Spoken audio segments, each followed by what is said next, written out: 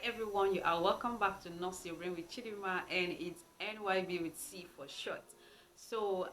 Before I introduce today's video, I would like to formally apologize for the previous video, my journey to YouTube. I had splitted it into two because I don't want to. The truth is that I don't want to upload long videos, and that video you can imagine it was more than 40 minutes. Like it was a whole lot editing it. Yeah, so that was the only way I thought I could split it. So please just bear with me. And also you would have noticed some improvement with the sound. Please kindly let me know if it is loud enough now. I know with time and process everything will fall in place. And I also want to look back and tell a story about how I started, the mistakes, the corrections, and all of that. Yes. So in today's video, I'll be sharing about a growth process that really affected me a lot while growing up. In fact, this particular growth process, I had gone past that phase or have grown past that phase like 4 or 5 years ago. So it's more like a recent achievement here. So if you're interested in knowing about this growth process, please don't go anywhere.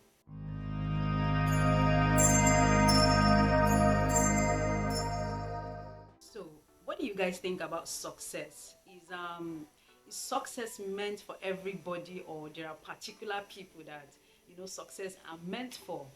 While I was growing up, I had this impression that success is attributed to some group of people. You know how you will hear something like "born with a silver spoon." Of course, there are things like that, but this generation, this present generation parents, we have a lot to do in terms of upbringing. I didn't come from a very wealthy family, but no matter your definition of wealthy, every family is okay according to their own capacity. No matter your level of income, your level of exposure, success should not be defined by that. So I'm not saying my parents or my guardians, the people I grew up with, they define success that way, but the whole scenario made it seem that way, that you cannot associate with some kind of people. Like I grew up with that kind of mindset that these people are, you don't associate with them, these people are the big catch, they are the this. So I grew up with that kind of mindset. When I was working in a pharmacy in Nigeria, I'm a kind of person that I might not be outspoken to some people, but a particular group of people, I might be very, I might be bold or outspoken when I'm among them. So during our monthly meetings, one of our manager will always, you know, ask me. Before then, behind, we will complain. This is what is happening. This thing needs to be changed. This thing needs to be addressed.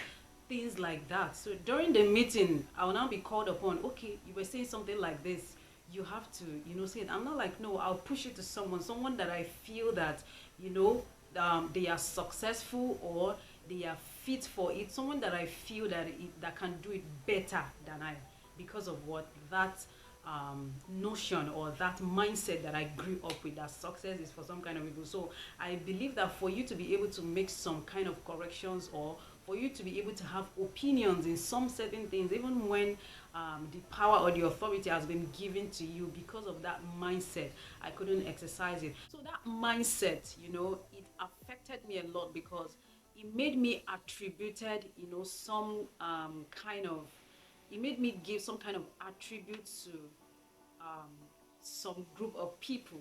So when I'm being allocated something to do, or called upon to do something, I will always push it to people I feel they are successful, they are fit, so to say, they are fit for it. People that I feel that they are fit for it. One thing I realized in this journey is that when people assign you to do something, they would have seen a particular quality in you, which yourself you might not even be seeing, and that is why they allocated you, or they chose you to do that. So when we push things away, we are simply telling them that we don't even recognize what we have, in us.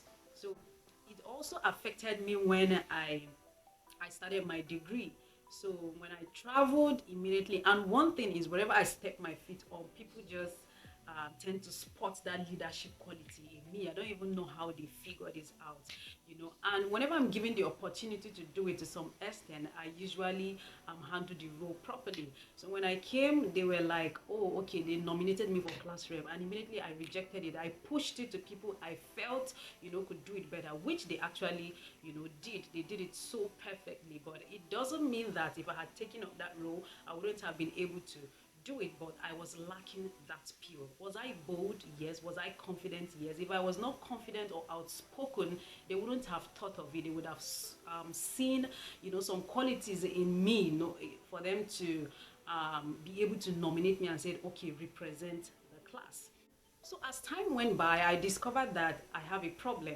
One thing in growth process is your ability to recognize that you have a problem. Once you can be able to spot that you have a problem, you are not growing or you are not improving in a particular area, your freedom already started even before knowing the solution. So I sat down and I thought of it this way. Why is it I'm always rejecting chores or, assignment? Does it mean that I can't do this? I'm confident enough, behind the scene, I will display things that will make people believe that I can do something. Why am I not doing it? Why am I not coming out to do it? So I am already confident. I was bold. Of course, I was exhibiting things that, made them to spot that I could lead them or I could represent, but I'm not doing it. So I discovered that instead of working more on my confidence, on boldness, the pill rather I needed was audacity. So audacity was the first pill I started working on. Now, how did I take audacity?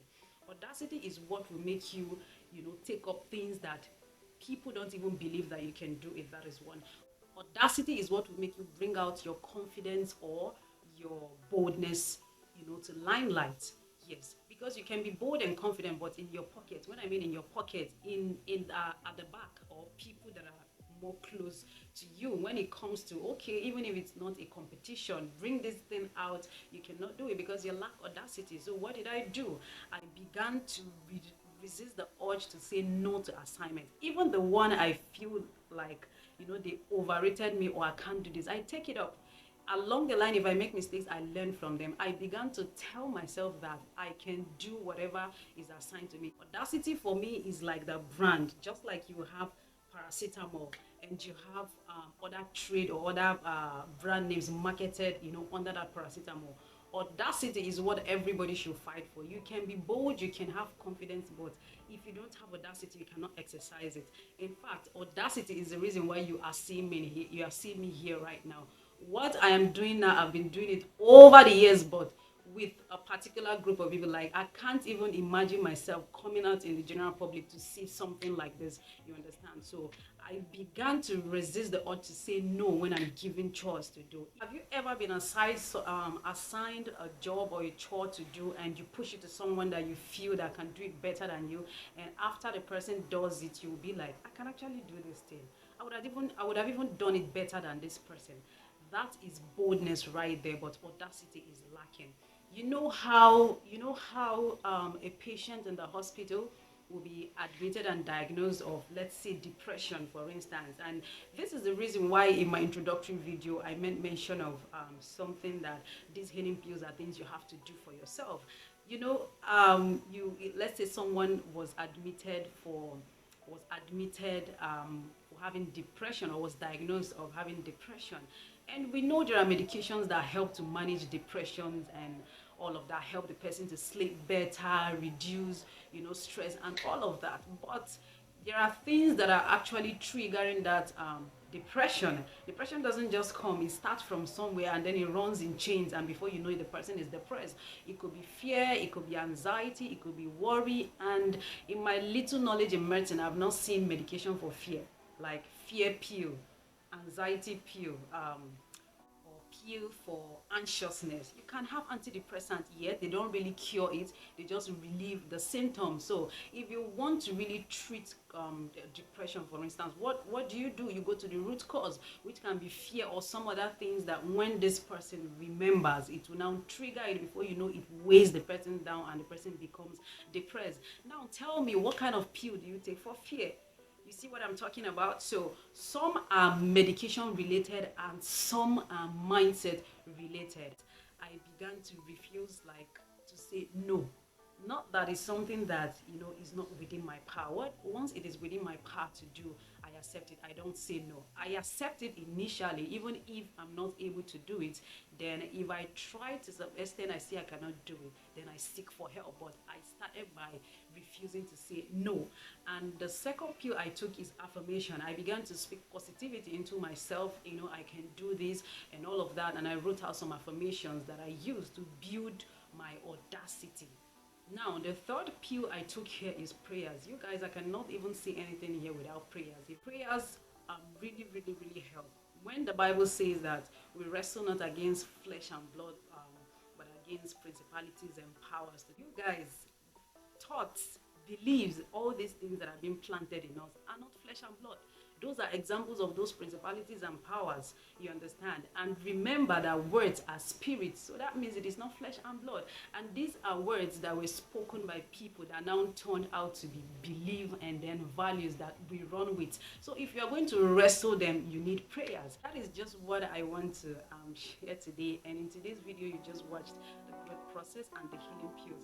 If you are still here, thank you so kindly. I really appreciate. One of my mentors will always say, not everyone will see you as a big deal. Appreciate those that you have, including your number of likes. So I love you all. Thank you. Don't forget to like this video. Don't forget to subscribe and share.